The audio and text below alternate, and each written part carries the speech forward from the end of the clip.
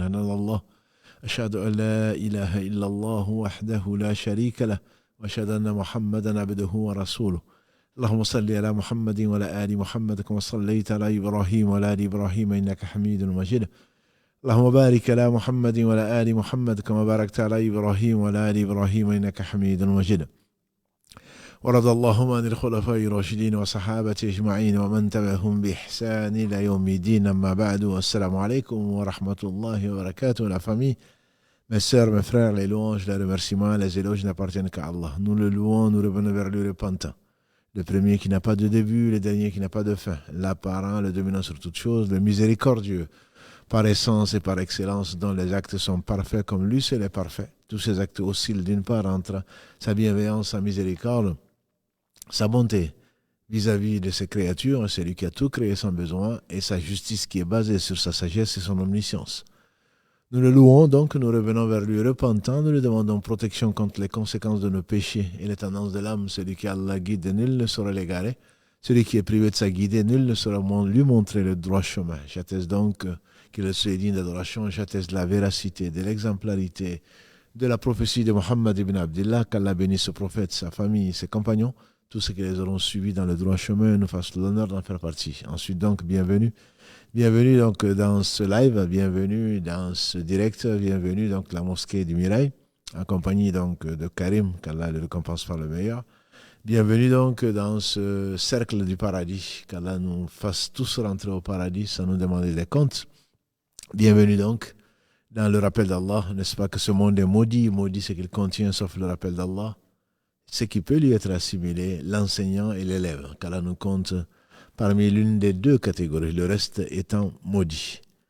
Et donc, avant de commencer cet épisode, troisième épisode, donc sur le chemin droit, dans notre nouvelle série sur la vie de ce bas monde, prions ensemble donc pour la stabilisation, pour l'allègement des douleurs des familles éprouvées, au Niger en particulier, en Afrique occidentale en général, dans le monde musulman, de part et d'autre, donc dans tous les pays, avec toutes ces injustices, de la part d'humains, de la part de gens qui ont vendu leur vie de ce bas monde, des apprentis sorciers, qui ont vendu la vie de ce bas monde pour l'au-delà. Si le sorcier sait pourquoi il a vendu sa vie pour l'au-delà, sa vie de ce bas monde pour l'au-delà, en utilisant, en insultant, en profanant le Coran, comme en Suède, en profanant le Coran comme ils le font dans les toilettes pour se mettre à la solde donc des djinns, ces apprentis sorciers qui pour leur pouvoir, leur famille, leur honneur causent des épreuves, sont la cause des épreuves de gens qui n'ont rien demandé, de musulmans de surcroît, et tous prétendant donc vouloir le bien, causer du tort au pays, causer du tort aux animaux, causer du tort aux humains, qu'Allah subhanahu wa ta'ala les guide avant qu'il ne soit trop tard. Ils vendent en fait leur vie de ce bas monde pour l'au-delà. En effet, Ibn al-Qayyim, qu'Allah lui fasse miséricorde, dans son livre, en tout cas dans ce qu'on lui attribue, qui s'appelle La Voie du Paradis, il dit les clés de tous les malheurs. Les clés de tous les malheurs, c'est les attirances, c'est dû aux attirances pour la vie de ce bas monde. Femmes, enfants, pouvoir, richesse. Zuyyina lillahi hubbu shahawati minan nisa. Allah dit dans la sourate 3, verset 14 en particulier, il a été embelli dans ce bas monde. Donc, hubbu nisa. Zuyyina lillahi hubbu shahawat. L'amour donc des jouissances, des femmes, des enfants, du pouvoir, etc. Et ça, ce n'est que mata', ce n'est qu'une jouissance temporelle de la vie de ce bas monde. Si seulement ils savaient. Si seulement ils savaient, certainement, ils auraient renoncé à ce bas monde, tout ce qui contient, comme nous l'avons dit souvent, de par l'information que le messager d'Allah, sallallahu alayhi wa sallam, qui ne parlait pas de lui-même, nous a apporté des sources sûres que ce bas monde ne vaut pas grand-chose. S'il pèse chez Allah le poids de l'aile d'un moustique qui n'en aurait pas fait profiter un seul instant un non-croyant. Pas plus qu'un chevreau mort aux oreilles coupées. Pas plus que ce que pourrait ramener comme eau un doigt plongé dans l'eau de la mer. Ce bas monde sert bien entendu à nous éprouver pour l'au-delà, pour une vie meilleure. Que dis-je? C'est la vraie vie, pour la vie de l'au-delà. Si seulement les gens savaient. Si les gens savaient, ils ne se tueraient pas, ils ne se donneraient pas autant de mal pour chercher pour faire du tort aux uns aux autres en faisant du tort à eux-mêmes, parce qu'ils ne font du tort en fait qu'à eux-mêmes. Qu'Allah nous guide et nous préserve, nous sommes sur une poudrière depuis très longtemps, le monde en particulier. À cause de quoi? Des vendeurs d'armes. À cause de quoi? Des marchands de sommeil. À cause de quoi? Tout ceci pour ce bas monde. Qu'Allah nous en préserve. Nous sommes mal placés pour critiquer ceux qui cherchent autre chose, puisque nous cherchons en général, hormis ceux que Allah a mis dans la droite voie, nous cherchons en général la même chose. On critique beaucoup les gens, mais nous ne sommes parfois pas mieux qu'eux. Qu'Allah nous préserve contre les conséquences de nos péchés, comme le disait le prophète sallam dans son introduction connue, et les tendances de l'âme. L'âme est avide, l'âme aime la facilité, l'âme aime. Donc, tout ce qui lui a été embelli par ce que nous avons vu la semaine dernière, entre Satan et sa propre âme qui ordonne le mal, hormis celle à qui Allah fait miséricorde et qui nous compte parmi donc ceux-là. Ensuite, donc, aujourd'hui, si Allah le permet, on va parler donc dans ce troisième épisode de la guider en général, de la guider sur le chemin droit en particulier. Pourquoi en parler dans ce bas monde? Parce que les gens de science qui aiment Allah, que Allah a fait aimer le bien, nous enseignent une chose. Quand dans l'ouverture du Coran, la Fatiha, celle aux 7 versets, répétés, quand dans l'ouverture donc de cette sourate, Allah subhanahu wa ta'ala se loue, et il est le seul digne des louanges. Il dit Alhamdulillahi Rabbil Alamin. Les louanges et les remerciements, les éloges n'appartiennent que au Seigneur des mondes. À lui tout appartient. À lui tout reviendra. Sans lui, rien ne se réalise. Ce n'est pas le Seigneur des cieux ou de la terre, mais c'est le Seigneur de tout ce qui existe. De tout ce qui est dans les cieux, hormis lui, subhanahu wa ta'ala, parfait. Dans les 7 cieux et dans les 7 terres, tout lui appartient. Il est le Seigneur. Qu'est-ce que ça veut dire? Ça veut dire que c'est celui qui tient, qui pourvoit à la subsistance de tout cela. Ça veut dire que c'est lui qui gouverne tout cela. Ça veut dire que c'est lui qui a tout créé sans besoin. Les savants disent donc ensuite, Allah dit, Ar-Rahman, Ar-Rahim, le miséricordieux de surcroît. Il est le miséricordieux, ce Seigneur, le miséricordieux par essence et par excellence. Maliki Yawmiddin, et c'est lui donc qui a décrété dans sa sagesse que l'on viendra à lui au jour du jugement dernier, tous les premiers comme les derniers, les petits comme les grands, les hommes comme les femmes, qui viendront à lui pour qu'il les récompense. Et donc on dit, quand il est le Seigneur des mondes, il s'occupe depuis ce qu'il a créé comme graine pour en faire un arbre fruitier, ou ce qu'il a créé comme spermatozoïde et ovule pour en faire un homme qui commence à spéculer. Celui qui a créé l'éléphant et ce qui est en dessous, celui qui a créé la fourmi, celui qui a parfait sa créature, qu'il a guidé, qu'il a accompagné depuis sa créature, depuis la vie qu'il lui a donnée. Et il n'a aucun besoin. Ce Seigneur ne peut pas ne pas guider ce qu'il a créé. Pourquoi? Parce qu'il est parfait. S'il est Seigneur, ça veut dire qu'il a accompagné sa créature sans besoin. Il l'a créé tout seul. Il a accompagné jusqu'à sa mort pour ensuite le rétribuer. Ce Seigneur ne peut pas avoir négligé de lui montrer le bien et le mal.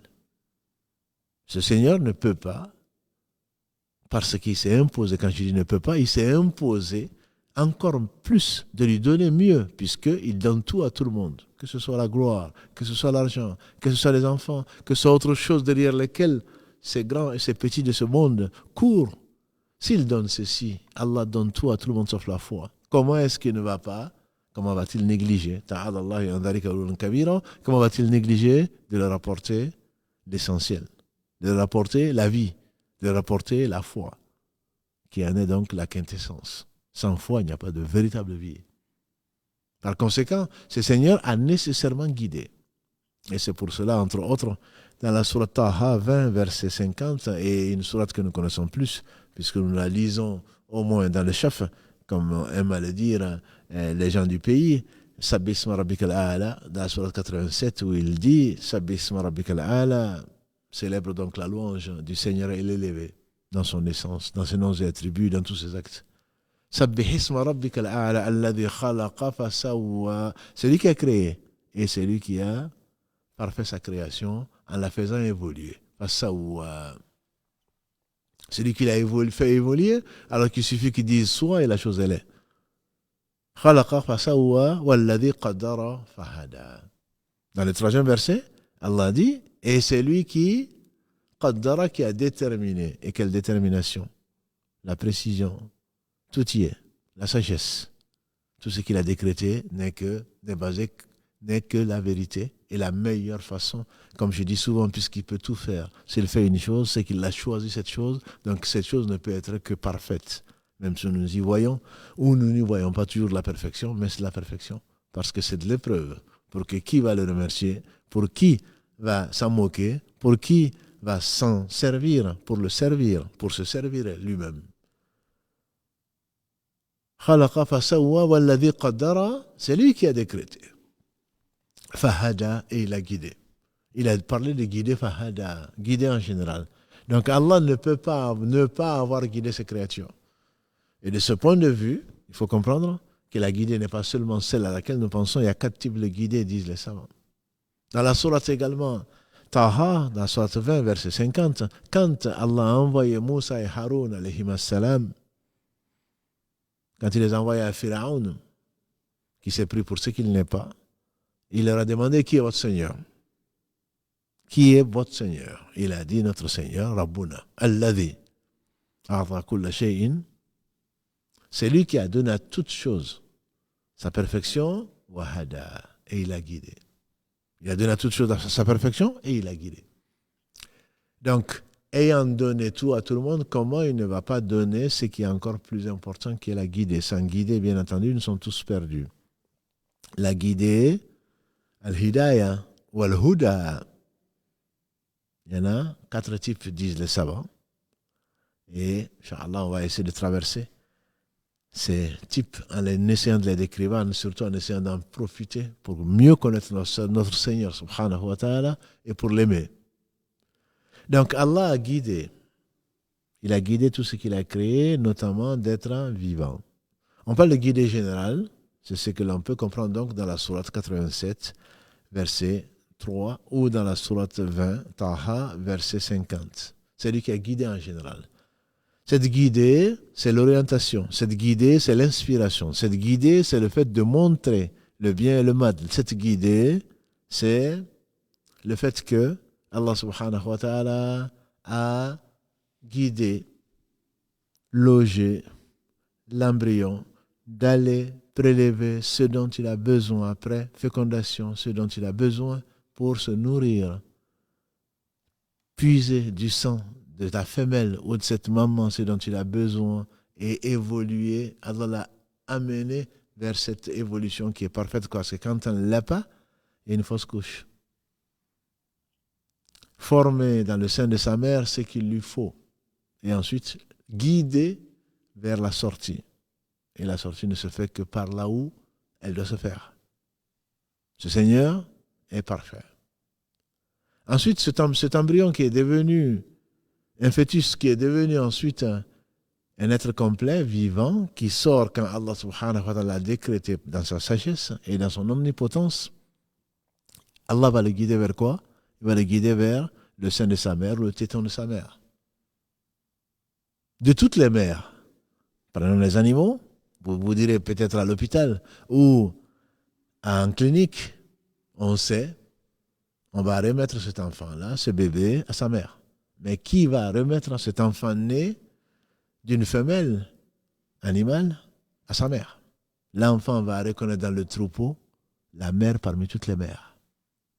L'enfant va être dirigé, bien que sa mère est à une certaine hauteur, que le téton de la mère soit à une certaine hauteur, l'enfant ne va pas aller caresser ni les sabots, ni les cornes. L'enfant va aller chercher à manger, va aller téter cette maman, ou là où il faut dans le téton, alors qu'au moment où Allah subhanahu wa ta'ala l'a guidé vers ça, l'a inspiré vers ça, comme Allah parle dans la sourate notamment Nahl, dans la sourate 16, quand Allah a inspiré les abeilles.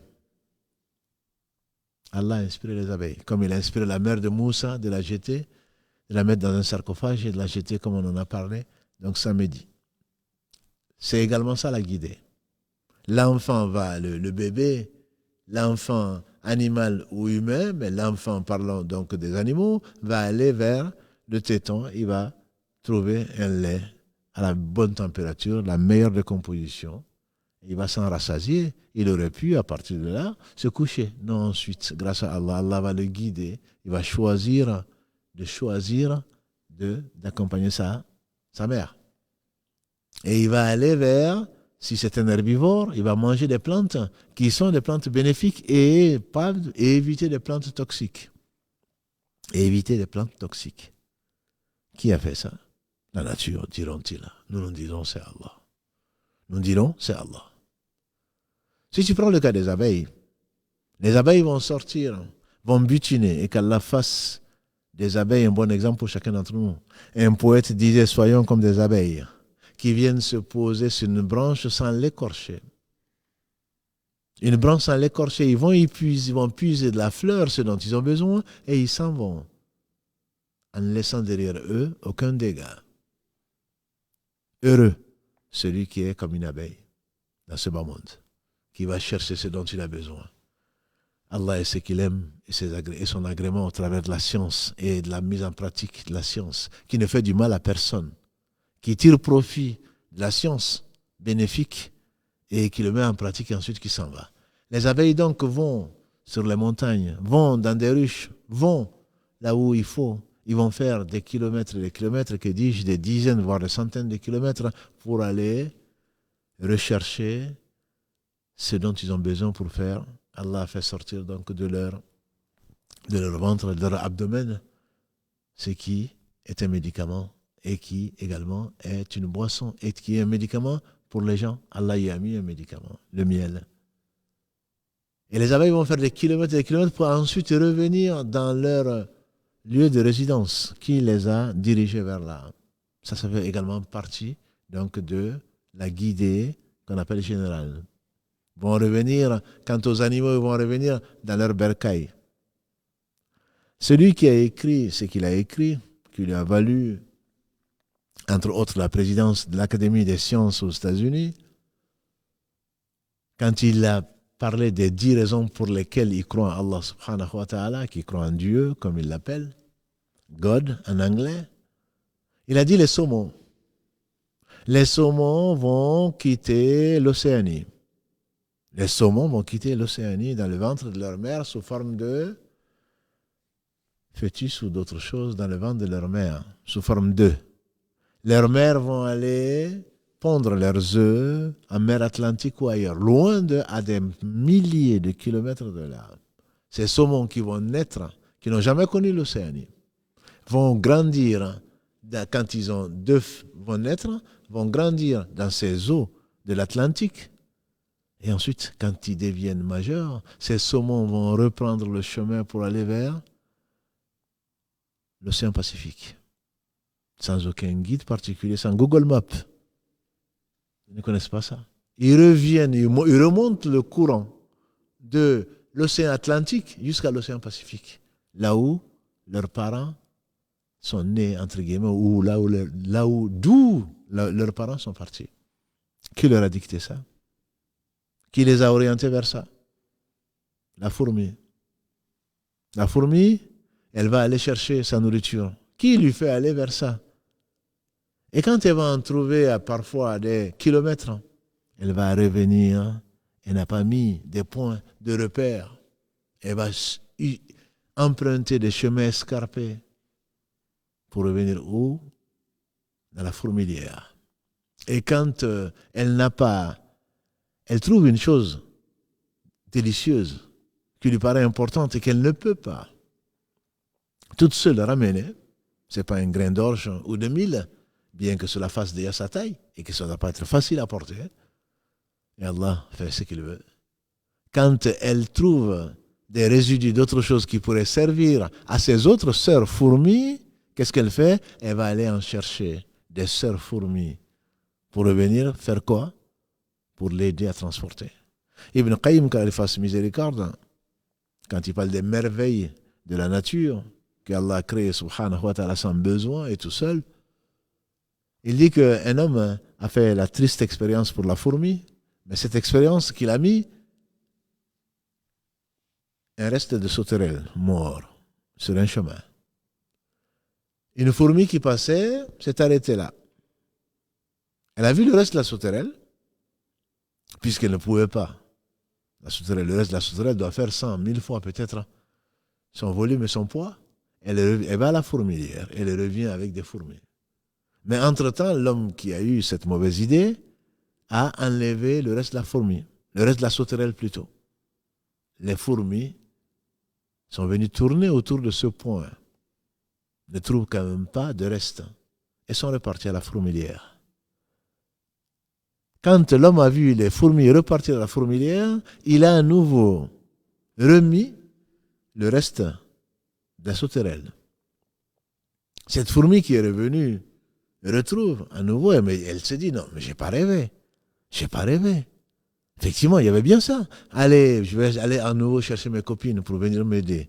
Elle va chercher à nouveau des fourmis qui vont la suivre pour l'aider. Entre-temps, l'homme malicieux va enlever le reste de la fourmi et les fourmis reviennent et ne trouvent rien. Elles vont repartir. Ça fait 2 fois maintenant que tu nous joues ce tour, doivent-elles se dire.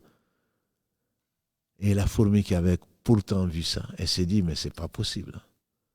Elle revient, elle retrouve le reste de sauterelle que cet homme va remettre. Elle va à nouveau pour la 3e fois, et probablement pour la dernière fois, aller chercher les fourmis pour l'aider. Ces fourmis vont revenir. Pour venir l'aider à transporter, peut-être en la remettant en garde, c'est vraiment la dernière fois. Et l'homme avait enlevé le reste de la sauterelle.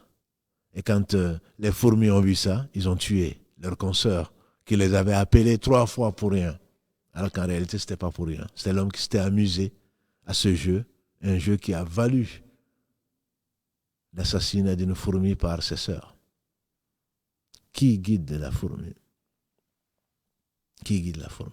Et ce n'est pas le seul exemple. Ibn Qayyim, il cite entre autres même l'attrait d'un homme pour une femme, de la femelle pour le mâle, ou le mâle de la femelle par le mâle. Tout attrait, ne serait-ce que là, Allah l'a voulu, c'est Allah qui dirige, c'est Allah qui inspire, c'est Allah qui provoque cette montée d'hormones qui va aller vers la reproduction et va amener vers ce qu'Allah subhanahu wa ta'ala a voulu et dont il n'a pas besoin puisqu'il a créé Adam sans père ni mère. Tout ceci, ça fait partie de la guidée générale, l'orientation générale dont parlent les savants. Alladhi khalaqa fasawwa walladhi qadara fahada. C'est lui qui a donc créé et qui a parfaitement façonné et qui a décrété et qui a donc guidé. Le deuxième type de guidée, disent les savants, c'est al-hidayah al-irshad. C'est le fait de montrer, d'inciter, de guider vers une chose qui ne peut être que l'intérêt de l'homme. Au travers des messagers, au travers des livres qu'il a laissés, subhanahu wa ta'ala. C'est, disent les savants, l'argument d'Allah contre ces créatures. Ces créatures responsables, les hommes et les djinns. C'est l'argument d'Allah. Parce que Allah subhanahu wa ta'ala n'a jamais châtié qui que ce soit avant de l'avoir averti.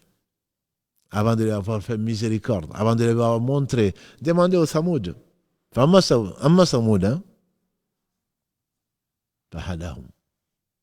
Fastahabba al-ama al-huda. Quant au Thamoud, dit Allah subhanahu wa ta'ala, dans la sourate Fussilat 41, verset 17, quant au Thamoud, Allah les a guidés, mais ils ont préféré l'aveuglement, l'égarement à la guidée. Thamoud, comme tous les peuples, Allah les a guidés. Personne ne viendra au jour du jugement dernier en disant « Je n'ai pas été guidé » parce qu'Allah veut. Allah subhanahu wa ta'ala, le miséricordieux, a envoyé les messagers pour cela, pour les guider, pour leur faire connaître Allah, disait Ibn Qayyim, pour leur faire savoir qu'est-ce qu'Allah aime et qu'est-ce qu'il n'aime pas, alors qu'il n'a besoin de rien, et pour leur montrer, pour leur annoncer la bonne nouvelle à ceux qui obéissent à Allah et ceux qui attendent, ceux qui lui ont désobéi. Ce sont les 3 missions des prophètes, que Dieu les bénisse tous. Et donc, Thamoud, comme chacun d'entre nous, tout le monde saura. Et ça fait partie de la miséricorde divine. Nous avons tous, dans les reins d'Adam, nous avons tous pris l'engagement d'adorer Allah subhanahu wa ta'ala sans rien lui associer, comme il nous en informe, ou il nous le rappelle surtout, dans le livre qu'il a conservé, qui est le Coran, dans la sourate 7, verset 172. Nous avons tous promis à Allah de n'adorer que lui. Allah dit, afin que demain, vous ne disiez pas, ou vous ne dites pas demain, que ce sont nos pères qui ont désobéi. On parle de Adam et Ève. Ce sont nos pères qui ont désobéi et tu ne vas pas nous châtier pour ce qu'ils ont fait. La yukallifu Allahu nafsan illa wusaha wa la taziru waziratun wizra ukhra. Aucune âme ne supportera le fardeau d'une autre âme. Nos pères ont été dans l'islam, comme vous le savez, il n'y a pas de péché originel. Il n'y a pas de péché originel, l'homme ne naît pas avec le péché. Adam a désobéi à Allah par oubli, Allah lui a pardonné, il a rapproché. Il a pardonné, il a approché. Comme Allah le dit dans la sourate 7. قال فقال ربنا ظلمنا أنفسنا وإن لم تغفر لنا وترحمنا لنكونن من الخاسرين. Les deux, une fois qu'ils ont désobéi à Allah, qu'ils ont mangé de l'arbre sous l'impulsion, sous la tentation, sous l'influence de Satan, quand ils ont réalisé, Allah les a interpellés en disant, ne vous avez pas dit que Satan était votre ennemi, maintenant vous m'avez désobéi, vous descendez sur la terre. Quand ils sont descendus, Allah a créé un nœud de repentir. Allah est revenu vers eux pour qu'ils reviennent vers lui. Et ils ont dit, Seigneur, nous sommes outragement fait tort, tous les deux, Adam et Ève. Il n'a pas renvoyé la faute comme nous le faisons à son épouse, ou son épouse n'a pas dit, non, c'est la cause de mon mari. Ils ont dit, Rabbana, notre Seigneur, tous les deux. Dhalamna anfusana, nous sommes fait tort à nous-mêmes. Wa illam taghfir lana, si tu ne nous fais pas miséricorde, si tu ne nous pardonnes pas. Wa tarhamna, tu ne fais pas miséricorde. Lanakunanna min al-khasirin, on fait la partie des perdants. Et donc Allah subhanahu wa ta'ala leur a pardonné, les a ramenés, les a rapprochés, et leur a pardonné et les a aimés. Parce que Allah, sourate 2, verset 222, Inna Allah yuhibbu tawwabin wa yuhibbu la mutatahhirin. Allah aime ceux qui se repentent. Satan a désobéi à Allah, il ne s'est pas repenti, il est en enfer. Adam a désobéi à Allah, il s'est repenti, Allah l'a rapproché, Allah lui a pardonné, Allah l'a aimé.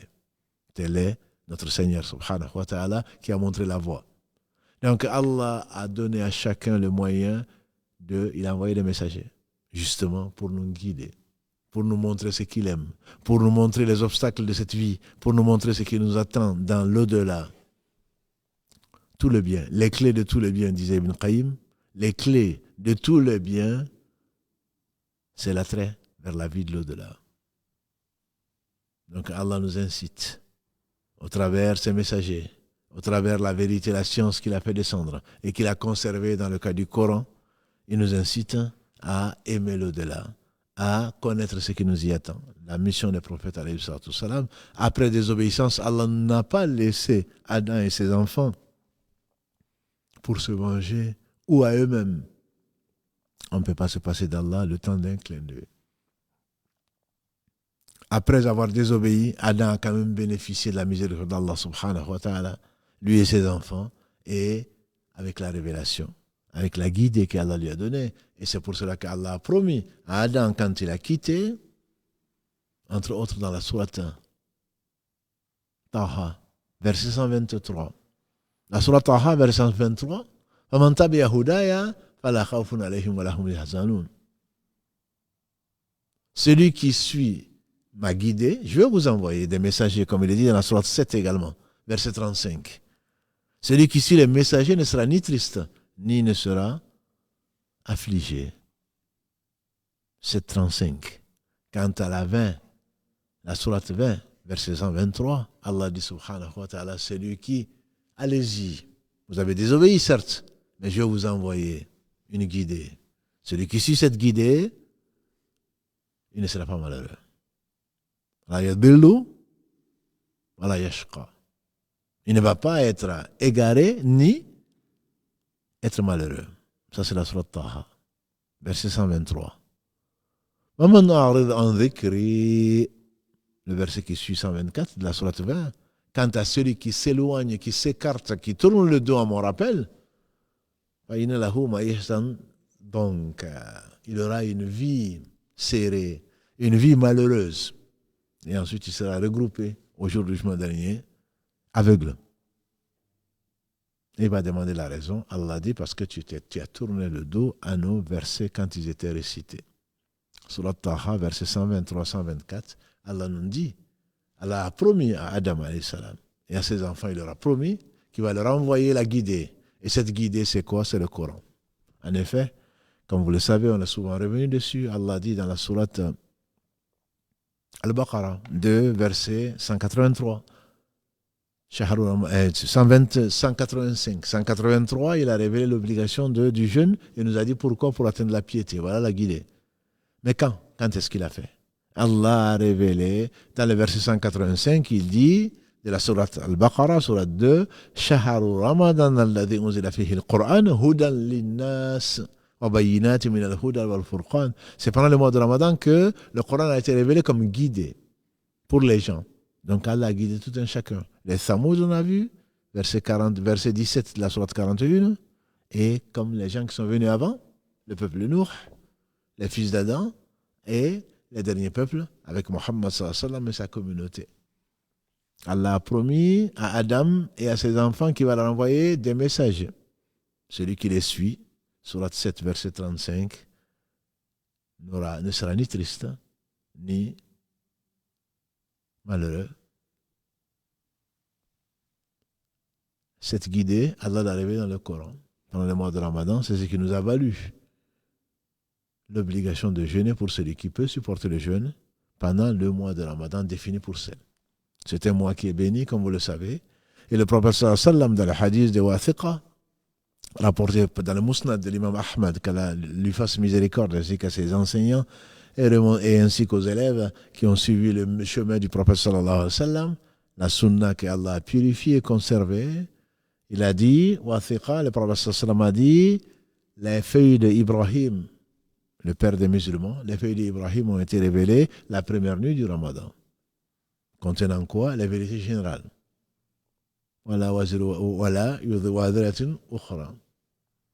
Aucune âme ne supportera les fardeaux d'une autre âme, par exemple. Et que tout ce que l'on fera, on en verra les conséquences. Etc., etc. Comme on le dit dans la sourate, comme Allah le répète dans la sourate 53, An-Najm. Les faits d'Ibrahim lui ont été révélés la première nuit de Ramadan. Il a dit la Torah a été donnée à Moussa alayhi salatu wassalam la 6e nuit, après 6 nuits plutôt de Ramadan. Quant à l'évangile, c'est après 13 nuits, a dit le prophète sallam à Isa alayhi salatu wassalam. Pas 600, mais c'est l'évangile qui, bien entendu, a disparu. Il dit les psaumes, les feuilles données les psaumes donnés à Daoud alayhi salam, ont été révélés après 18 nuits du mois de Ramadan encore, pour guider les fils d'Israël, puisque tous les prophètes ont été envoyés à leur peuple, sauf Mohammed sallallahu alayhi wa sallam qui a été envoyé à l'humanité entière pour confirmer l'unicité d'Allah subhanahu wa ta'ala, c'est pourquoi tous les prophètes ont été envoyés pour corriger ce qu'on a pu dire de ce Seigneur parfait et pour compléter la religion d'Allah qu'il a agréée, verset 19 de la sourate 3.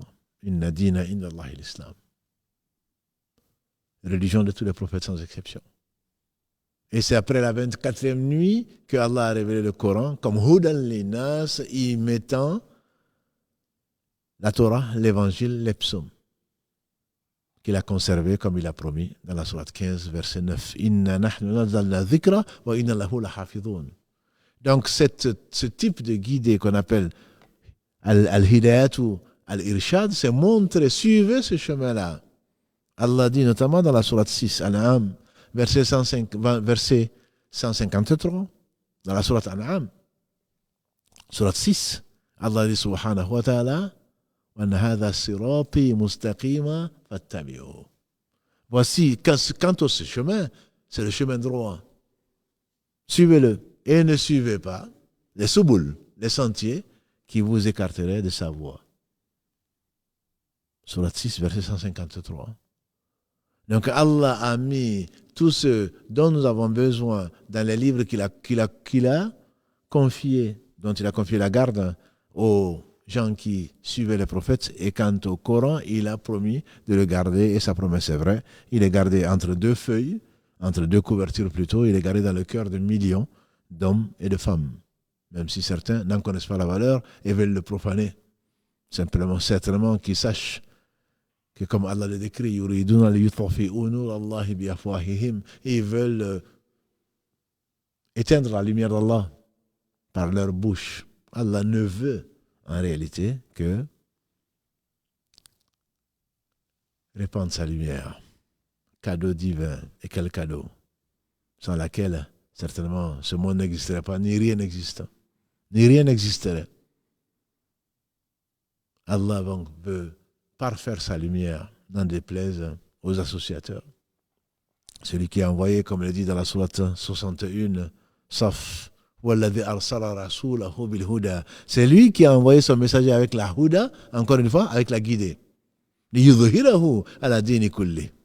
Afin de le mettre, ce messager, ce qu'il a apporté, la huda, à la mettre, cette guidée, au-dessus de toute autre confession. N'en déplaise aux négateurs, n'en déplaise à ceux qui n'y croient pas. Vous le trouvez dans les versets. Premier verset de la sourate 61, As-Saff. Donc le Coran est une guidée pour les gens, pour tout le monde. On va y trouver, c'était le festin d'Allah, comme le disait le prophète sallallahu alayhi wa sallam. On y trouve tout ce dont on a besoin. L'histoire des anciens. La prophétie de ce qui va arriver. Ce que nous voyons et ce que nous ne voyons pas. Allah a tout caché, tout révélé et caché dans un livre qui n'attend qu'à être lu, qu'à être compris, à être mis en pratique. Et donc après la révélation, il n'y aura pas d'argument pour quiconque après l'envoi des prophètes. Ça, c'est le deuxième type de guidée pour montrer où est la voie, la seule qui conduit vers Allah. Sirat Allah. Sirati mustaqima, ma voie. Droite, mustaqima. Sans tortuosité. Les Arabes sont unanimes, les savants arabes sont unanimes dans la langue pour dire que Sirat al-Mustaqim, c'est le chemin droit. Le chemin non tortueux, le chemin clair, de jour comme de nuit. Mustaqim, qui est droit, comme istiqama, et qui est sans tortuosité. On dirait aujourd'hui, si vous prenez les routes et les sentiers, il y a bien sûr des voies sans issue. Il y a des voies sans issue et il y a des autoroutes. S'il y a mieux, on parlera de mieux. Il y a des autoroutes. Même dans le ciel, on dit qu'il y a des autoroutes du ciel. C'est-à-dire que c'est des chemins qui sont clairs, tracés, dont ne s'écarte que le perdu. Et d'ailleurs, pour faire le parallèle avec le pèlerinage, Allah n'a besoin de rien. Il nous a guidés, il ne cesse de nous guider. Sans sa guidée, nous sommes perdus. Chaque fois que les gens ont quitté le groupe, chaque fois qu'ils n'ont pas suivi le guide, ils sont perdus. À Mina en particulier. J'imagine qu'à Makkah, c'est pareil. Quand il y a un guide, il est fait pour le suivi. Et les imams ne sont autres que les guides. Les savants ne sont autres que les guides. Mes compagnons ont dit, moi je suis l'étoile. Et mes compagnons sont à l'abri, sont en sécurité tant que je suis encore vivant, a dit le prophète sallallahu alayhi wa sallam en substance.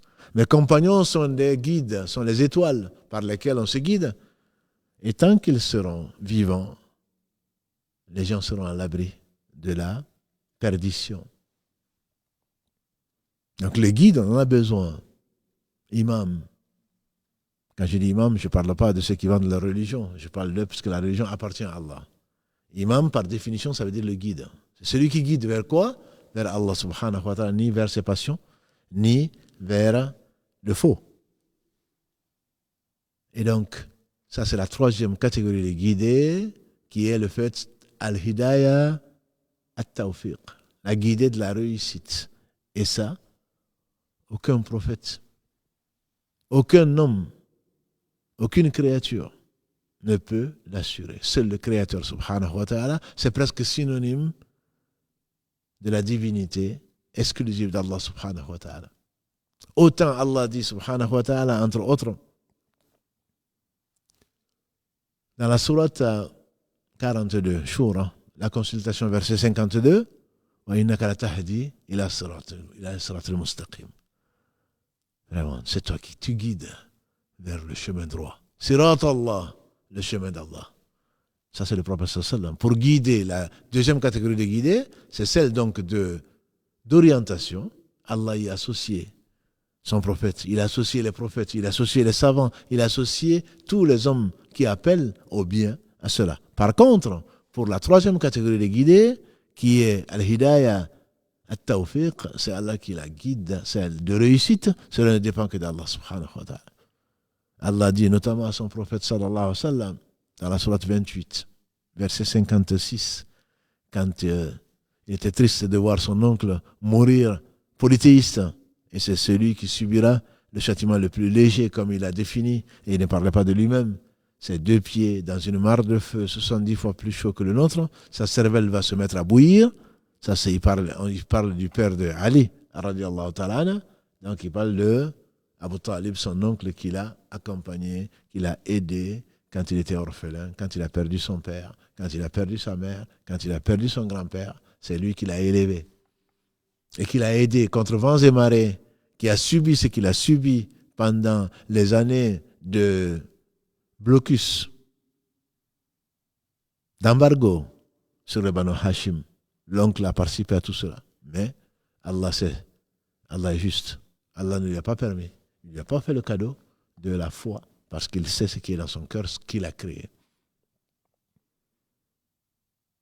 Et donc, Allah dit à propos de cette tristesse du prophète sallam, innaka la tahdi man ahbabt, walakin Allah yahdi man yasha. Tu ne guides pas, ya Muhammad, celui que tu aimes, qui est ton oncle par exemple, mais c'est Allah qui guide qui il veut. C'est une exclusivité.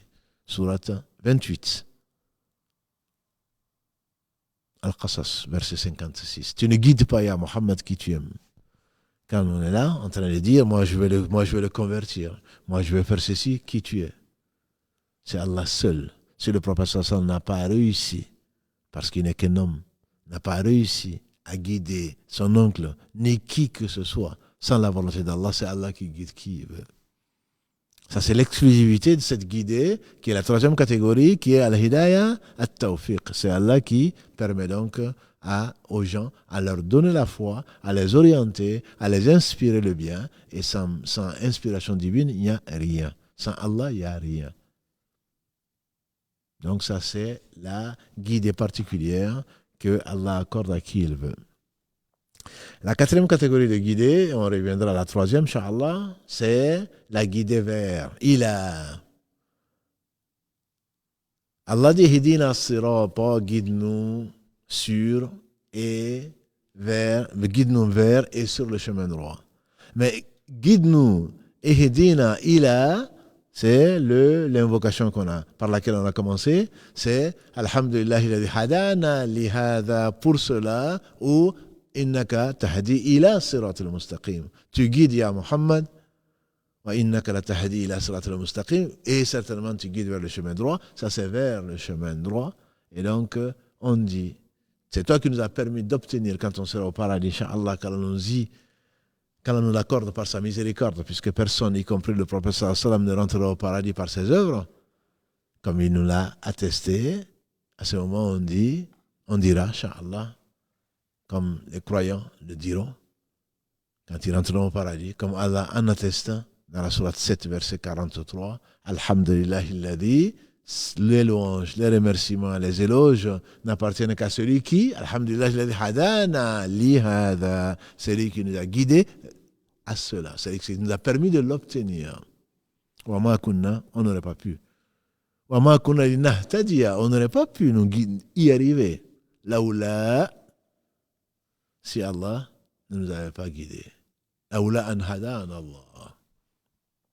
Et là, il rajoute les promesses portées par les messagers étaient vraies. La promesse d'Allah a toujours été vraie. Il a toujours accompli sa promesse. Avec Moussa, comme avec les croyants. Comme il a averti, il tiendra promesse aux gens qui mourront en le reniant, qui par orgueil, comme il le dit, subhanahu wa ta'ala. Donc ça, c'est le quatrième type de guidée. Maintenant, revenons au troisième type qui nous intéresse. Allah, c'est lui qui a créé le monde sans besoin. Allah, c'est lui qui sait tout. Ce qui est, ce qui a été, ce qui sera, ce qui n'a pas été, si ça avait été, ce que ce serait. Allah ya'lamu man khalaqa wa huwa al-latiful khabir. Dans la surah 67, Allah dit, ignorerait-il? Est-ce qu'il ne sait pas? Allah ya'lamu, la réponse est claire. C'est pas là. Bien sûr qu'il le sait. Allah ya'lamu man khalaqa. N'est-ce pas que c'est lui qui a créé? Est-ce qu'il va ignorer ce qu'il a créé? C'est lui qui a créé sans besoin tout ce qui est sur la terre et tout ce qui est dans les cieux. L'homme en particulier, ce monde également. Donc Allah sait ce qui est dans ce monde-là. Et c'est Allah qui te le décrit. Il te trace un chemin, il dit il est droit, comme une autoroute, on a dit. Il n'y a pas de tortuosité. Prends ce chemin, tu iras vers où? Quand on emprunte un chemin, c'est aller dans une direction. Quant à ceux qui ne croient pas à la vie dernière, bien entendu, préfèrent les chemins faciles. Préfèrent le chemin droit peut connaître des montées comme des descentes. Allah dit notamment dans la sourate Balad, falaqtahama al-aqaba, quand il dit wahadaynahu najdayn, quant à l'homme, Allah l'a guidé dans les deux. Pourquoi il n'emprunte pas? Pourquoi il ne fait pas l'ascension? Pourquoi il ne cherche pas à monter? Pourquoi il ne s'élève pas d'un point de vue moral? falaqtahama al-aqaba, donc qu'il emprunte le chemin des meilleurs, le chemin des purifiés, le chemin qui monte vers l'agrément d'Allah, vers sa satisfaction. Wa ma adraka mal aqaba. Il pose ensuite la question dans la sourate 90, donc, et wa ma adraka, qui va te dire qu'est-ce que c'est qu'al-aqaba? Fakku raqaba, ou it'amu fi yawmin dhi masghaba, yatiman dha maqraba, ou miskinan dha matraba. C'est qu'il fournit des efforts. Les jours, quand on affronte les épreuves, et parmi les épreuves, il y a le fait de voir un pauvre qui est par terre, physiquement et moralement, le consoler, lui donner de quoi manger, parce que toi, tu en as bien plus que ça. Miskin dha matraba, un pauvre qui est dans la poussière. Ou donner à manger à quelqu'un qui a faim. Ça, c'est le chemin droit. Lequel est ce chemin droit? Pour aller encore plus loin, ce chemin-là, c'est Allah qui le trace. Ce n'est pas parce qu'il est difficile. Ah, c'est dur d'être musulman. Non. C'est une chance d'être musulman. D'être croyant, certainement. C'est difficile. Et tout est difficile sauf ce que Allah facilite. Parce que c'est Allah qui t'a donné la foi. C'est Allah qui te permet de l'entretenir. C'est Allah qui te permet d'en profiter. Mais tu dois la manifester, justement. Manifester ta sincérité par rapport à ce que tu prétends être.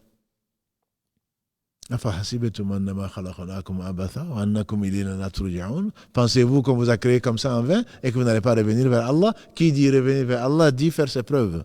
C'est pour cela qu'il a créé la vie et la mort. Donc la vie de ce bas monde, tu es sur une autoroute qui t'est montrée, qui te demande de revenir vers Allah 5 fois par jour au moins. Et 5 fois par jour, tu vas lui demander quoi? La même chose. Mais ce n'est pas la même chose en réalité. Si 17 fois par jour, je te demande de Ihdina siratal mustaqim, guide-nous dans le chemin droit. Toi, tu peux penser que c'est de la redondance. Je répète dans la Fatiha, ce verset 5. Ihdina siratal mustaqim, guide-nous dans le droit chemin. Oui, mais je l'ai déjà dit ce matin. Je l'ai déjà dit à midi. L'après-midi aussi. Bon, le soir, je pourrais m'en passer. Non, tu ne pourras pas t'en passer parce que c'est ta vie. Ibn Taymiyyah, quand il fasse miséricorde, il dit, j'ai réfléchi, j'ai cherché dans le Coran les versets ou l'invocation qui est la plus importante de toutes. Il dit, quand j'ai regardé tout le Coran, je me suis rendu compte que c'est la demande de la guider.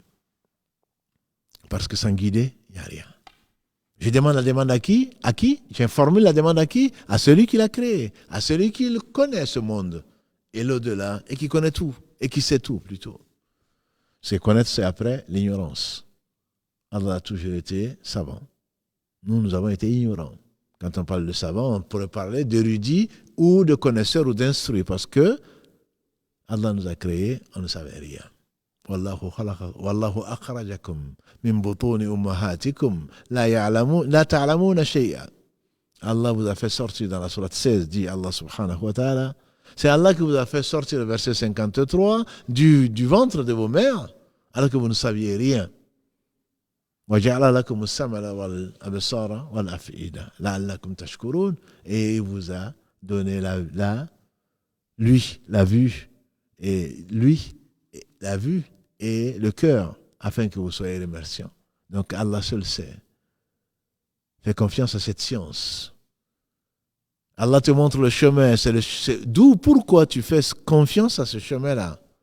Sirat al-Mustaqim, pourquoi il est droit? Parce qu'il vient de celui qui sait tout. Al-Alim, Al-Hakim, Al-Rahim, Al-Malik, Al-Aziz. Celui qui a tous ses beaux attributs, sont tous parfaits. Ça, c'est la science certaine. لو تعلمون علم اليقين, dit Allah subhanahu wa ta'ala dans la sourate At-Takathur, si vous le saviez, une science certaine. La science d'Allah est parfaite. C'est la vérité avec grand V. Certainement, tu sais que ce chemin-là, c'est le seul chemin bénéfique. En dehors de ce chemin, il n'y a que des subul. Il n'y a que des sentiers qui sont des voies sans issue. Non, toi, tu préfères descendre. Non, c'est plus facile, effectivement, de descendre que de monter. Mais le problème, c'est que quand tu descends, c'est une abîme. Tu vas trouver ce qu'Allah t'a promis.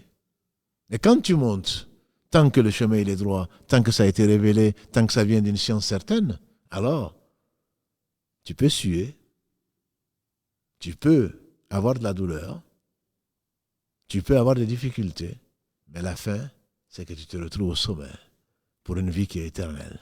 La science, elle est certaine. Le jour où tu auras cette certitude que de tes propres yeux, Ayn al-Yaqin, dans cette même sourate, كلا لو تعلمون علم اليقين لترون الجحيم ثم لترونها عين اليقين. Après avoir reçu cette science qui est certaine, parce qu'elle vient d'Allah, elle vient du messager sallallahu alayhi wa sallam qui ne parlait pas de lui-même, ce n'est qu'une révélation révélée, in huwa illa wahyun yuha, dans la sourate 53. Ce n'est qu'une révélation révélée sur Muhammad sallallahu alayhi wa sallam, il ne parlait pas de lui-même, comme Allah a révélé à Moussa, comme il a révélé à Isa, comme il a révélé à Ibrahim, comme il a révélé aux messagers avant. C'est une science qui est certaine, aussi certaine que tu vas mourir. Tu verras quand le jour où tu verras la réalité, à commencer par la rencontre avec Malek al-Maut, le jour où tes yeux verront la réalité, quand tu verras l'enfer, très certainement, tu diras, les messagers ont bien apporté la vérité. Les messagers disaient vrai, parce que la science, elle est vraie.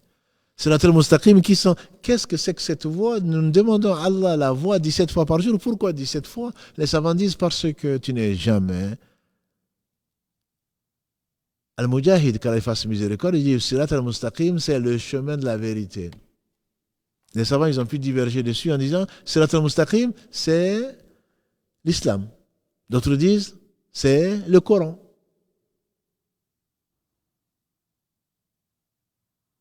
Mais en réalité, c'est la même chose, c'est la vérité. La vérité vient d'Allah. Qul al-haqqu min rabbikum. Allah dit dans la sourate 18, Qul al-haqqu min rabbikum, dit la vérité vient d'Allah, de votre Seigneur.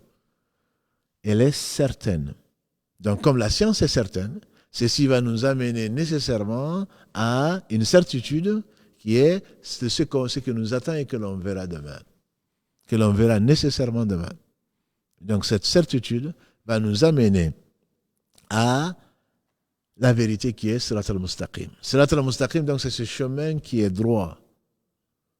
Sirat al-Mustaqim, c'est ce chemin qu'Allah a tracé et que des gens ont suivi, pas tous. Et qui peut te dire qui est Sirat al-Mustaqim?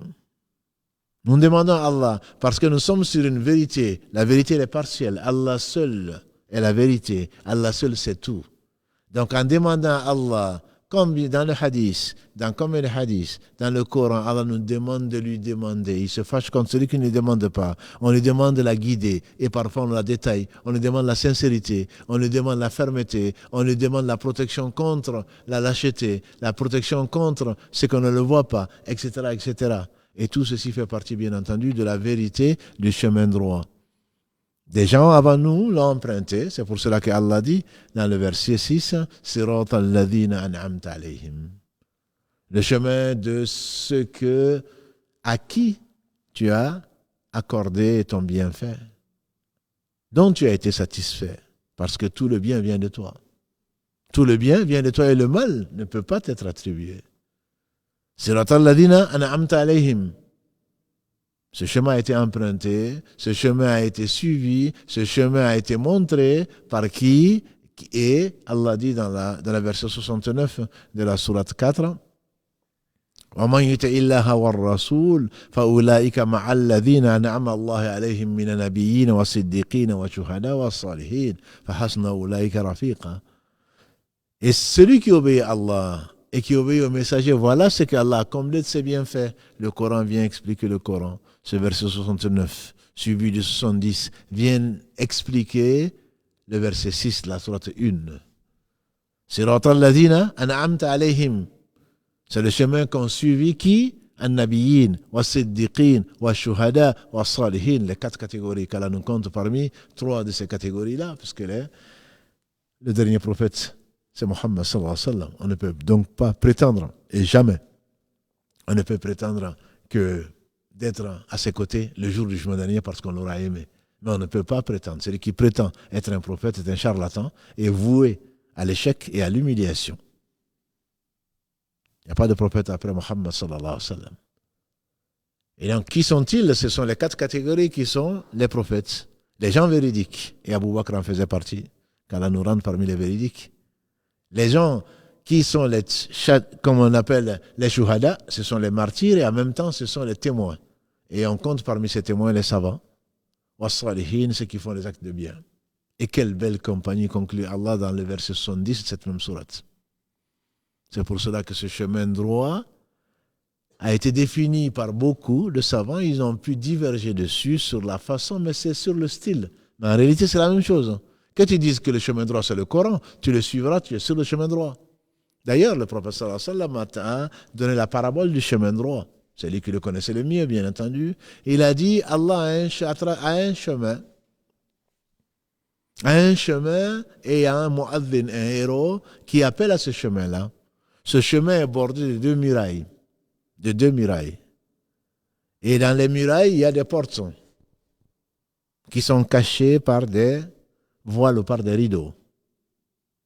Et au-dessus, il y a un autre mu'adhin, un autre héros, qui est en train de dire au malheur, pour celui qui veut ouvrir l'un des rideaux pour accéder à une des portes de part et d'autre de ces murailles, ou dans ces murailles, il lui dit malheur à toi, n'en ouvre pas. Si tu ouvres, tu es perdu. Et il nous a expliqué donc qu'est-ce que c'est que ce chemin droit. Il dit ce chemin droit, ce chemin, en fait, c'est le chemin d'Allah. Le chemin droit. Celui qui appelle, venez tous aux humains, aux djinns, venez sur ce chemin droit, c'est le livre d'Allah. Donc tu peux dire que c'est le livre d'Allah, le chemin droit. Non, le livre d'Allah appelle au chemin droit, qui n'est autre chose que l'islam. Il dit, le livre, le héros, celui qui appelle, le mu'adhin, qui est placé devant ce chemin-là, c'est le livre d'Allah, subhanahu wa ta'ala, dont le faux n'atteint ni par devant ni par derrière, ni dans le passé ni dans le futur. Verset 42 de la sourate 41. C'est le livre d'Allah qui appelle les gens à venir, à rentrer tous dans l'islam, tous dans la paix, tous dans le bonheur, ici-bas dans l'au-delà. C'est le livre d'Allah qui t'appelle à cela. Il dit les murailles, c'est ce qu'Allah a défini comme interdit. Et les portes donc, les gens qui veulent transgresser, les murailles sont là pour les limiter. Hududullah, Allah a tressé, c'est un canevas. Tout est permis dans l'islam, sauf ce qu'Allah a interdit. Tu as un chemin plus large que Dieu se le sait. Et tu as quelques interdits qui sont que Allah a bordé. Voilà, vous pouvez tout faire sauf cela. Et Allah n'a interdit que ce qui est mauvais. Allah n'a interdit que le mal, soit le mal total, complet, absolu, ou le mal, ou là où le mal l'emporte. Allah n'a besoin de rien. Si tu as interdit une chose, c'est pour qu'à la fin de ta vie, tu ne dises pas, pauvre de moi si j'avais su combien sont les gens qui ont expérimenté, si on peut les appeler ainsi, qui a 50 ans, 60 ans, 72 ans, 60, 80, 100 ans, qui disent « pauvre de moi si je savais ». Le proverbe français ne dit-il pas « si jeunesse savait et si vieillesse pouvait ». Quand tu es jeune, tu as l'impression que tu sais tout, mais tu ne sais rien, en tout cas pas grand-chose. Si tu savais, certainement tu aurais suivi le chemin droit qui t'aurait fait économiser ton temps et ton énergie.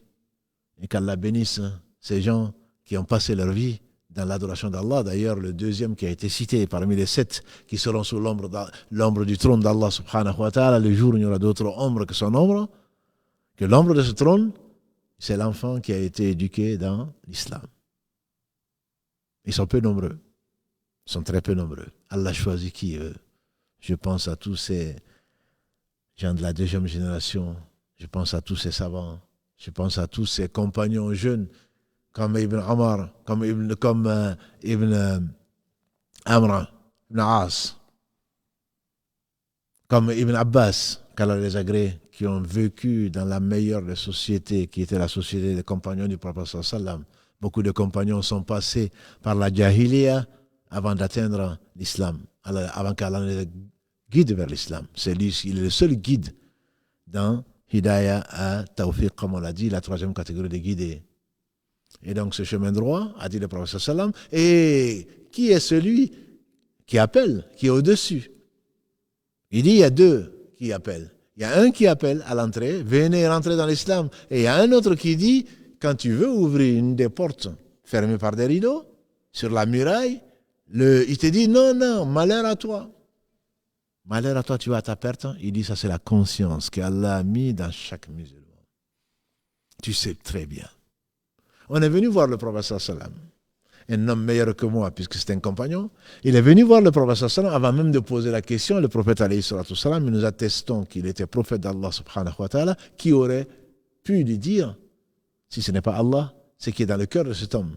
L'homme est venu voir le prophète sallam avant même qu'il lui pose la question. Il a dit, n'est-ce pas que tu es venu m'interroger sur le ithm? Il a dit oui, effectivement. Le ithm, c'est quoi? C'est le péché. N'est-ce pas que tu es venu m'interroger sur le ithm? Il a dit oui, c'est vrai.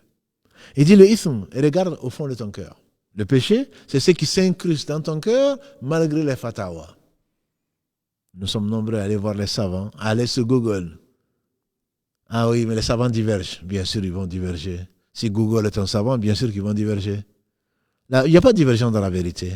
Il peut y avoir des divergences de points de vue, mais qui vont tous concourir vers la vérité. Toi, tu suis tes passions. Et donc, tu vas avoir un imam qui va te dire non, c'est pas permis. Tu vas avoir un second qui va te dire non, c'est pas permis. Tu vas avoir un troisième, jusqu'à arriver au 50e ou au 100e qui va te dire oui, c'est permis. Alors tu viens, ah oui, il y a divergence sur la question.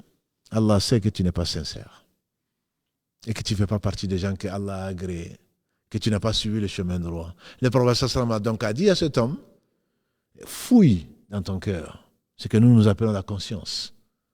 Malgré les fatawas, malgré les permissions qu'on peut te donner, ça reste incrusté dans ton cœur, même si les gens te disent oui, c'est permis. Parce qu'une fatwa, comme on l'a déjà dit, c'est une permission religieuse basée sur la science, sur un sujet précis, mais très précis, au point qu'on ne peut pas le généraliser. On ne peut pas généraliser une fatwa. Ça concerne la personne, dans une situation particulière, dans une société particulière. La question le concerne. Et ne te concerne pas toi qui cherches des permissions. Et pourtant, nous avons dit, le chemin, il est droit. Tout est permis dans l'islam, sauf ce qui est interdit.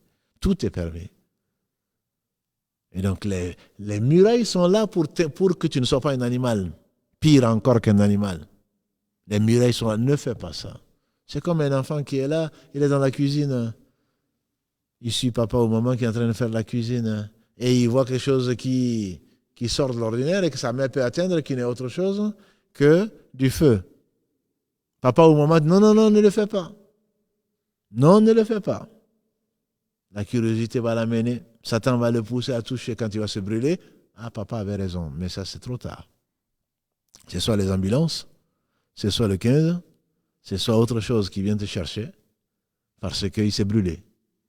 Et pourtant, sa mère, son père l'a mis en garde. Et pourtant, Allah nous a mis en garde. Pourtant, les messagers nous ont mis en garde. Pourtant, les savants nous ont mis en garde. Et après, Et qu'est-ce que l'islam dit de cela après avoir désobéi à Allah et désobéi à son messager? Allah dit subhanahu wa ta'ala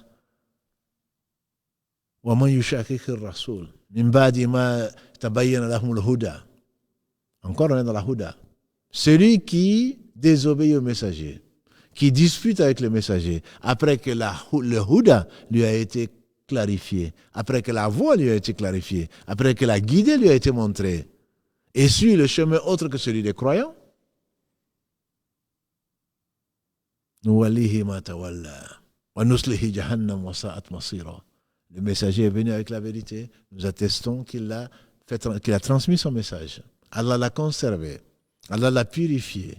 Allah a gardé le Coran. Celui qui diverge d'avec le messager et suit un chemin autre que celui des croyants, quel est le chemin des croyants? Sirat al-Mustaqim.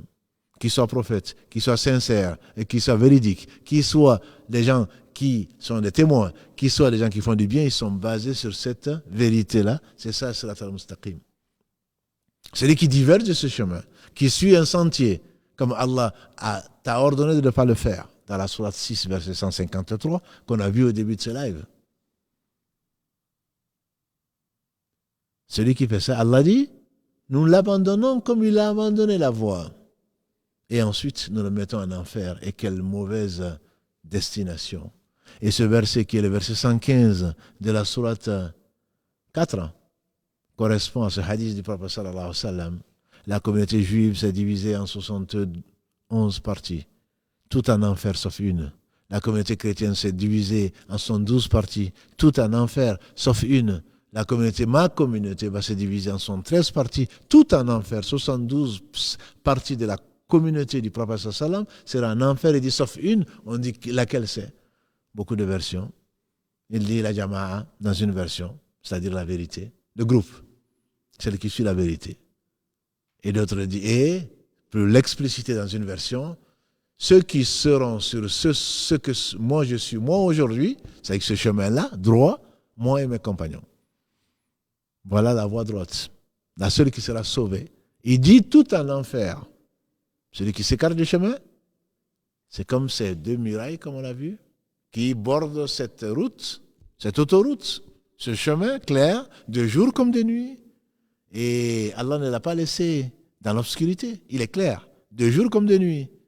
Et à côté de ça, tu as le Coran qui te le rappelle, de le suivre. Et tu as ta conscience, et tu as ton cœur que Allah inspire, comme il a inspiré la mère de Moussa en lui disant ne fais ceci et ne fais pas cela. Allah n'a pas besoin de qui que ce soit. S'il a interdit ce qu'il a interdit, c'est pour notre bien. S'il a ordonné de faire la prière, s'il a ordonné de se rappeler de lui, s'il a ordonné ce qu'il a ordonné, et on le verra, Inch'Allah. Ensuite, quel est le mode d'emploi dans ce bas monde-là? C'est pour notre bien. Ce n'est pas pour son bien. Allah n'a besoin de rien. Si ce n'est pas ce chemin, il en reste deux qui ne sont pas ce chemin-là. 3 catégories. Siratal ladhina an'amta alayhim. Le chemin de ceux que tu as comblé tes bienfaits. Ghayril maghdubi, non pas le chemin de ces 2 autres catégories. Si tu n'as pas été agréé par Allah, tu fais partie de l'une des 2 catégories. Maghdubi alayhim, ceux qui ont encouru la colère, qu'Allah ne définit même pas. C'est la colère d'Allah, mais il ne la définit même pas. Maghdubi alayhim, ceux qui ont encouru la colère, waddalin. Les savants sont unanimes et le temps passe. Déjà plus d'1 heure, le temps passe. Maghdubi alayhim, les savants sont unanimes pour dire que c'est ceux qui ont connu la vérité et qui ont tourné le dos à la vérité, qui ne l'ont pas mise en pratique. Et ils sont nombreux parmi les musulmans et les gens qui les ont précédés. Les prophètes alayhi salatu wassalam ont amené la vérité. Les gens l'ont connu, ensuite ils ont falsifié la vérité. Ensuite ils ont tourné le dos à la vérité. Et notre communauté musulmane fera pareil. Et ils sont nombreux. Ceux qui savent et qui ne pratiquent pas. On parle aujourd'hui de musulmans non pratiquants. C'est un manque de pudeur. Musulmans non pratiquants. Musulman par définition, c'est celui qui obéit à Allah. Comment tu peux obéir à Allah et lui désobéir en même temps, sciemment? Ça n'a pas de sens. Non, moi je suis un musulman non pratiquant. Dis, je ne suis pas musulman, puisque tu ne t'es pas soumis à Allah. Ton père, c'est Abraham. Allah dit, soumets-toi. Il dit, je me soumets au Seigneur des mondes. C'est ce qui lui a valu, l'honneur que ça lui a valu, et les bienfaits qu'Allah lui a accordés dans ce bas monde, dans l'au-delà. musulmans non pratiquants. Ça a un sens, ça? C'est ceux qui savent. Ils sont nombreux dans la communauté. On dit qu'en France, 70% des musulmans avouent ne pas prier. Tu avoues que tu es musulman et que tu n'aimes pas la rencontre d'Allah, qui t'invite 5 fois par jour, et tu aurais fait encore plus, ce serait encore mieux pour toi. Que tu lui demandes la guider, que tu montres ton humilité, ta soumission à Allah, pour qu'il te pardonne, pour qu'il te conserve la guider, pour qu'il t'encourage, pour qu'il te préserve, et tu refuses, et tu dis que tu es soumis, et tu oses dire que je suis musulman non pratiquant. Et ils sont nombreux. Qu'Allah nous préserve contre les conséquences de nos péchés. Et Dalin, c'est la deuxième catégorie des gens qui n'ont pas été agréés par Allah, c'est ceux qui pratiquent et qui ne connaissent pas. La science précède la pratique. Qui disent aimer Allah et qui suivent leur passion. Allah dit dans la sourate 3, verset 31, dis-leur ya Muhammad, Qul, in kuntum tuhibbuna Allah fattabi'uni. Allah dit dans la sourate Muhammad 47, verset 19, Fa'alam ya Muhammad, fa'alam annahu la ilaha illallah. Sache, ô Muhammad, qu'il y a d'autres êtres dignes d'adoration si ce n'est Allah. Et si vous prétendez aimer Allah, suivez-moi. Allah vous aimera et vous pardonnera vos péchés. Et donc, les gens qui sont agréés, qui suivent ce chemin-là, c'est ceux qui obéissent à Allah. Qui obéissent à ses ordres parce qu'ils savent que ses ordres sont sages. Ils savent qu'Allah n'a besoin de rien, que ses ordres ne sont que miséricorde, même si tu ne comprends pas. Qui s'éloignent de ses interdits parce qu'ils savent que ces interdits, il n'y a que du mal, ou le mal l'emporte sur le bien. Ce sont ceux que Allah a rapprochés, sont ceux que Allah a aimés, et c'est ceux que Allah a fait aimer le bien. Et ils aiment le bien pour les autres, puisqu'ils aiment la guider qui nous intéresse aujourd'hui dans cet épisode, pour les autres. C'est pas parce que tu as été guidé aujourd'hui que tu seras guidé demain. C'est pas parce que tu as été guidé vers la vérité, une partie de la vérité, que tu détiens la vérité, mon frère prétentieux. Moi, je suis guidé. Comme on entend souvent les jeunes et les moins jeunes en train de dire « Moi, je suis sur la droite voie. Fais attention à ce moi. » Comme le dirait Ibn Qayyim, c'est ce moi qui a amené Satan en enfer. Moi, je suis meilleur que lui. C'est ce moi qui a amené Pharaon en enfer. Moi, je suis votre Seigneur, le très élevé. Moi, je suis guidé. Qui es-tu pour être guidé si ce n'est par Allah subhanahu wa ta'ala? C'est pour cela que si tu sais, le prophète sallam, qu'est-ce qu'il disait? Ya muqallib al-qulub, thabbit qalbi ala dinik. Ô toi qui détiens les cœurs, raffermis mon cœur sur ta religion. Ça, c'est Mohammed sallallahu alayhi wa sallam. Comment toi, prétentieux que tu es, tu peux penser être sur la vérité, détenir la vérité. Si tu la détiens, tu ne détiens que ce n'est que grâce à Allah. Si tu la détiens, ce n'est qu'une petite partie de la vérité. Ce n'est qu'une petite partie de la vérité. Alors cherche l'autre. Et plus tu sais que tu ne sais pas, plus tu seras modeste, plus tu seras humble. Pourquoi Allah te demande 17 fois par jour? Au moins, pour ceux qui peuvent prier. J'entends qui n'ont pas d'excuses pour prier, parce qu'il y en a qui ont des excuses, comme la femme indisposée, comme le fou, comme l'enfant qui n'est pas pubère. Tout autre n'aura pas d'excuses, sauf si tu as oublié, ça peut être une excuse. Si Allah te demande 17 fois, c'est pour te montrer que tu dois être humble, mon frère. Tu dois être humble, ma sœur. Ne pas juger les autres, ne pas les condamner en enfer. Toi, l'égaré, comme on entend. Toi qui as dévié, toi qui es innovateur, prie pour lui. Il est innovateur, peut-être qu'il est ignorant. Et la différence entre celui qui est maudit et celui qui est égaré, c'est que tous les deux sont égarés. Mais c'est que celui qui est maudit, c'est parce qu'il sait et il ne pratique pas. Non seulement il est égaré, mais en plus, Allah lui envoie sa malédiction. C'est-à-dire qu'il est éloigné de tout bien. Qu'Allah nous compte donc parmi les gens qui sont, grâce à lui, guidés dans le droit chemin aujourd'hui et demain, jusqu'à ce que nous le rencontrons, subhanahu wa ta'ala. Qu'Allah fasse miséricorde à nos prédécesseurs qui ont suivi le droit chemin, et sa promesse est vraie. Qu'Allah guide les gens qui sont égarés, puisque c'est notre intérêt, c'est leur intérêt, parce qu'on veut du bien, parce qu'Allah aime les gens qui reviennent vers lui, donc on doit aimer que ces gens reviennent vers lui plutôt que de les condamner en enfer. Qu'Allah arrose de l'eau cette fitna en Afrique de l'Ouest, au Niger en particulier, et partout dans le monde, particulièrement dans le monde musulman, ces gens qui souffrent, notamment dans le désert entre la Libye et la Tunisie, dont on parle peu. des musulmans qui laissent des musulmans, pour ne pas dire qui les persécutent, pour ce bas monde et qui les laissent souffrir. Est-ce que Allah yadhunnu ulaika annahum mab'uthun li yawmin 'azim yawma yaqumu an-nasu li rabbil alamin, qui reviennent un peu, qui lisent un peu le Coran, même pas les sourates longues, qui prennent la sourate 83. Ces gens ne savent-ils pas qu'ils vont comparaître un jour terrible, un jour énorme, le jour où les hommes vont se lever devant Allah. Sourate Mutaffifin, les premiers versets de la sourate 83. Allah yadhunnu ulaika annahum mab'uthun. Est-ce qu'ils croient vraiment au jour du jugement dernier? Défendre leur pouvoir. Quel pouvoir tu as? Un petit mal de tête, tu perds la tête. Un petit mal au ventre, tu as l'impression que tout le monde t'a abandonné. Et tu vas provoquer la mort de millions de gens. Tu vas mettre les gens sur les routes. À fuir la mort, à fuir la guerre. À cause de tes passions, à cause de ce bas monde. Est-ce que tu sais vraiment que tu vas être ressuscité et que tu vas comparaître devant le Seigneur des mondes? Ceci est vrai pour tout un chacun. Il y a des petits tyrans, et Satan sait ce qui lui est arrivé. Il y a des grands tyrans. Comme Satan, il y a des petits tyrans dans les familles, dans les mosquées, dans la rue, qui se prennent pour ceux qui ne sont pas. Pourquoi? Pour un peu d'honneur. Pourquoi? Pour un peu de prétention. Pourquoi? Pour un peu d'argent. Pourquoi? Allah seul sait. Allah seul sait, Allah est miséricordieux. Qu'Allah bénisse le meilleur des mondes, le meilleur des hommes, Mohammed sallallahu alayhi wa sallam, sa famille, ses compagnons, tous ceux qui les auront suivis dans le droit chemin, ils nous fassent l'honneur, je dis bien l'honneur, parce qu'on ne le mérite pas. Qu'Allah nous fasse l'honneur de faire partie de ces gens-là, et que notre meilleur jour soit le jour où nous allons le rencontrer, et qu'il va nous accorder sa satisfaction complète dans son vaste paradis, et qu'Allah nous protège contre les conséquences de nos péchés et les tendances de nos âmes qui ordonnent le mal. Qu'Allah subhanahu wa ta'ala nous fasse miséricorde. Il est le seul dont la miséricorde va nous amener au paradis, incha'Allah, et nous épargne le châtiment de l'enfer par pure miséricorde. Subhanakallahumma wa bihamdika ashhadu an la ilaha illa anta astaghfiruka wa atubu ilayk.